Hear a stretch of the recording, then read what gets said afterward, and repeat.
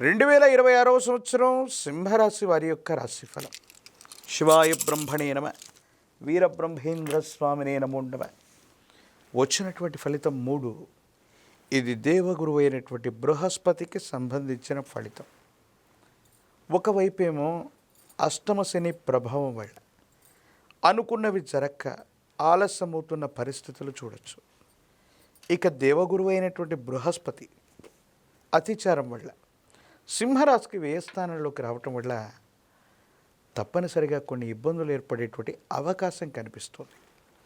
సింహరాశి జాతకులు ప్రత్యేకించి విద్యార్థులు ఎవరైనా ఉన్నప్పటికీ ప్రథమార్థంలో మీరు ఏమైనా ముఖ్యమైనటువంటి పరీక్షలు రాస్తున్నా, పోటీ పరీక్షలు రాస్తూ ఉన్నా వాటిలో సరైనటువంటి ఉత్తీర్ణత రాకపోవచ్చు, లేదా మీరు అనుకున్నటువంటి ఫలితాన్ని పొందలేరు. కానీ ద్వితీయార్థంలో మాత్రం తప్పనిసరిగా అనుకూలవంతమైనటువంటి ఫలితాన్ని పొందగలిగినటువంటి పరిస్థితులు గోచరిస్తూ ఉంటాయి.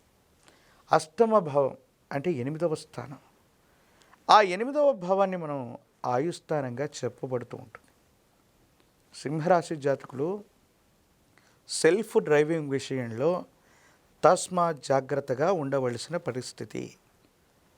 సెల్ఫ్ డ్రైవింగ్ వల్ల ప్రమాదాలు జరగటం, వాహన సంబంధమైనటువంటి ప్రమాదాలు ఉన్నటువంటి కారణంగా సింహరాశి జాతకుల యొక్క జీవన గమనంలో ప్రతి నిత్యం కూడా ఈ 2026వ సంవత్సరం జాగరూకతతో మెలగటం వల్ల కొన్ని ప్రమాదాలని తప్పించుకునే అవకాశం ఉంది. మనం చేయనటువంటి పొరపాటుకు సంజాయిషి ఇచ్చుకోవటం, ఎప్పుడో సమసిపోయాయనుకుంటున్న తగువులు మళ్ళీ మొదలవటం.